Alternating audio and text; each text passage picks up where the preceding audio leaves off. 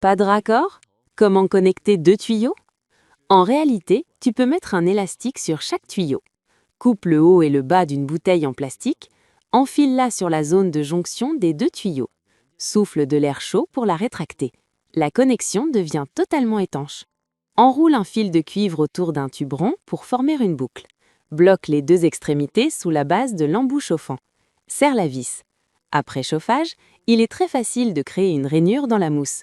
Le tuyau s'y loge parfaitement. Perce un trou dans un bouchon et coupe-le en biais. Insère un coton-tige en plastique dans le trou. Fixe deux baguettes sur la bouteille. Plante-le près des racines. L'eau goutte lentement et garde la terre humide efficacement. Le marteau arrache-clou n'accroche pas la tête du clou? Découpe une mini-encoche sur un tournevis, plante-le dans le bois et fais levier pour sortir le clou. Les lames de cutter sont très tranchantes des deux côtés.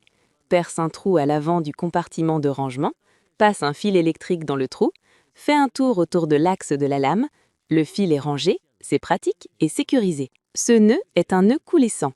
Il est spécialement utilisé pour fabriquer une poignée portable pour une bouteille ou une gourde.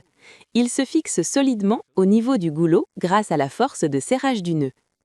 Enroule du ruban adhésif autour d'un collier de serrage. Coupe l'extrémité du collier en biais. Après usage, il suffit d'appuyer légèrement pour le retirer facilement. Torsader directement 3 fils n'est pas très solide. Écarte les 2 fils du haut vers l'extérieur. Enroule-les autour du fil central. Coupe les extrémités à ras. Le fil central se plie et la connexion devient très solide. Perce un trou dans un bouchon. Passe une boucle de corde avec un nœud. Visse ensuite le bouchon sur la bouteille. Coupe le fond de la bouteille. Emboîte-la sur le manche du balai. Souffle de l'air chaud pour la rétracter.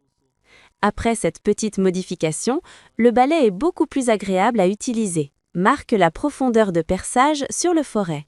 Fixe un collier de serrage à cet endroit. Les trous percés seront parfaitement réguliers. Coupe en petits morceaux de bâton de colle et ajoute une plaquette métallique avec une vis. Visse-le sur le côté du bois. Il peut servir de support pour une planche.